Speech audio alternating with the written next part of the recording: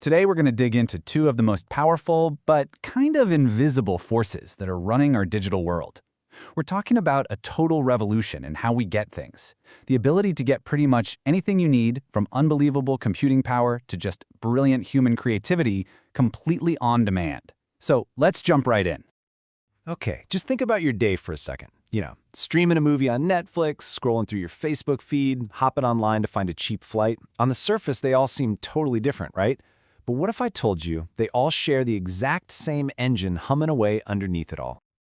That's the one, the cloud. It's a term that gets thrown around constantly. But what does it actually mean?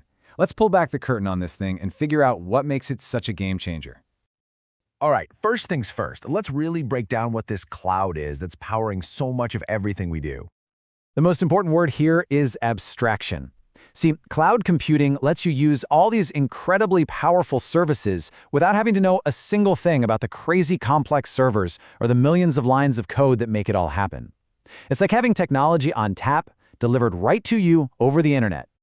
And this is a really fundamental change in how we think about technology. The old way, on-premise, that was like owning your own power generator in the backyard. Sure, you had total control, but you were also stuck with all the costs, the maintenance, all the headaches. The cloud? That's like plugging into the national power grid. You get unbelievable power whenever you need it, and you only pay for what you use. You give up a little direct control, but in return you get massive convenience and scale. So, just how big is this digital power grid we're talking about? And what different shapes can it even take? Let's take a quick look at the numbers. Get this. In 2022, people and companies spent nearly $500 billion on public cloud services. That's a staggering number, right? But just watch this. The very next year, the forecast jumped to almost $600 billion.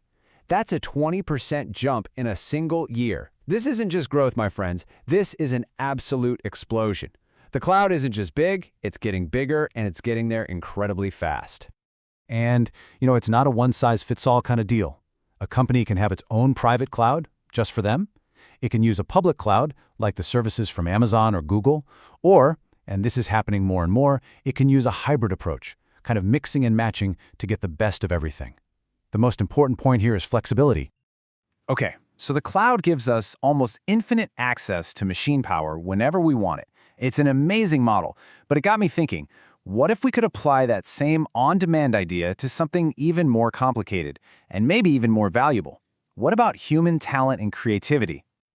And that question brings us to the second half of our on-demand revolution, crowdsourcing. Yeah, if the digital cloud is all about renting computer power, then the human cloud is all about tapping into a global pool of skills, of knowledge, of pure creativity, exactly when you need it. The magic words to focus on here are undefined and open call.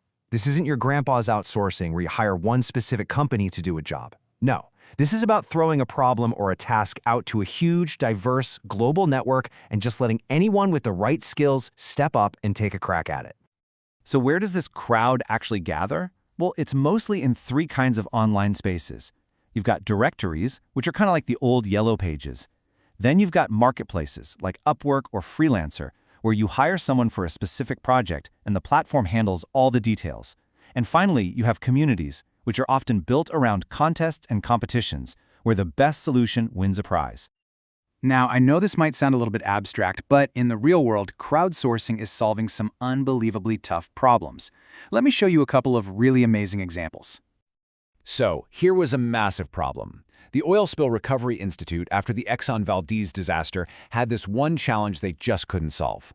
In the freezing cold waters of Alaska, when they recovered oil, it would mix with the water and turn into this thick, sticky, frozen sludge.